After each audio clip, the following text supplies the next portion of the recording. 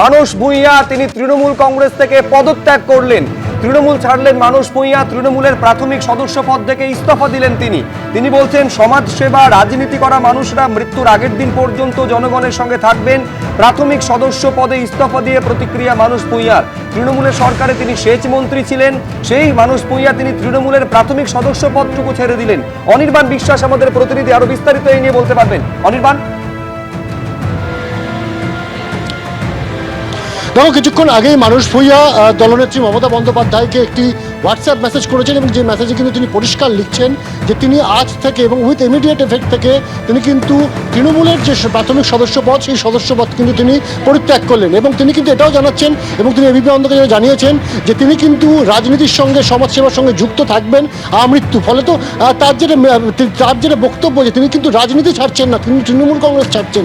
এবং তার যেটা আরও বক্তব্য যে এখন দেখার যে এই রাজনীতিতে তিনি যে থাকবেন, এখন কি তিনি তার পুরনো ঘর সেখানে কংগ্রেসে ঘর ভাবছি হবে, নাকি তিনি তার নতুন একেবারে বিপরীত ধর্মী যে রাজনৈতিক দল বিজেপির সেখানে তিনি যোগদান করবেন। খুব শীঘ্রই সেই বিষয়টি পরিষ্কার হবে। তবে আজকে কিন্তু তিনি দলনেত্রীর কাছে হোয়াটসঅ্যাপ মেসেজ করে তিনি জানিয়ে দিয়েছেন যে তিনি তৃণমূল কংগ্রেসের যে প্রাথমিক সদস্য পদ সেই সদস্য পদ কিন্তু তিনি পরিত্যাগ করলেন। এবং তোমায় জানিয়ে রাখবো যে 2026-এ তিনি কিন্তু প্রার্থী হয়েছিলেন দলের তরফে।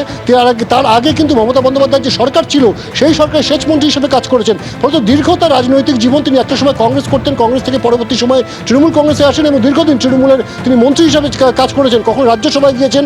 এই বিভিন্ন যে রাজনৈতিক পরিমণ্ডলে তিনি ঘুরেছেন। আজকে তিনি তৃণমূল কংগ্রেসের যে প্রাথমিক সদস্যপদ সেটা তিনি ছাড়লেও রাজনীতি কিন্তু তিনি ছাড়ছেন না, এটা কিন্তু তিনি ইতিমধ্যে স্পষ্ট করেছেন। এবং তিনি বলছেন যে সমাজ সেবার সঙ্গে এবং রাজনীতির সঙ্গে কিন্তু তিনি মৃত্যু পর্যন্ত জড়িত থাকবেন। ফলত এই যে সমাজসেবা এবং রাজনীতির সঙ্গে তিনি যে জড়িত থাকবেন, স্বাভাবিকভাবে এখানে জল্পনা উস্কে উঠছে যে তিনি কি তাহলে তার পুরনো ঘর কংগ্রেসে ঘর ভাবছি হবে তার, নাকি তিনি তার ভিন্ন একেবারে বিপরীত মেরুর যে রাজনীতি অর্থাৎ বিজেপি, সেই বিজেপিতে নাম লেখাবেন তিনি। এখন সবটাই পরিষ্কার হয়ে যাবে আর দু একদিনের মধ্যেই নিজেই মুখেই কিন্তু সে বিষয়টি প্রকাশ্যে আনবেন এবিপি আনন্দ, এমনটা কিন্তু জানাচ্ছেন মানস ভূঁইয়া। বেশ, তুমি আমাদের সঙ্গে থাকো। দর্শকদের আমি আরেকবার জানাবো, মানস ভূঁইয়া যিনি সবং থেকে এবার পরাজিত হয়েছেন, যিনি সেচ মন্ত্রী ছিলেন মমতা বন্দ্যোপাধ্যায় সরকারে, সেই মানস ভূঁইয়া তিনি প্রাথমিক সদস্য পদ তিনি ছাড়লেন, তৃণমূল ছাড়লেন মানস ভূঁইয়া। এবং তিনি যেটা ইঙ্গিতে স্পষ্ট জানাচ্ছেন তিনি তৃণমূল ছেড়েছেন কিন্তু রাজনীতি নয়। তিনি বলছেন সমাজসেবা রাজনীতি করা মানুষরা মৃত্যুর আগের দিন পর্যন্ত জনগণের সঙ্গে থাকবে। প্রাথমিক সদস্য পদ থেকে ইস্তফা দেওয়ার পর এই প্রতিক্রিয়া মানস ভূঁইয়ার।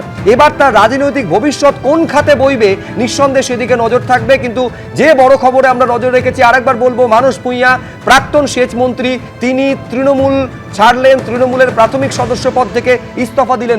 এবিপি আনন্দ, এগিয়ে থাকে, এগিয়ে রাখে।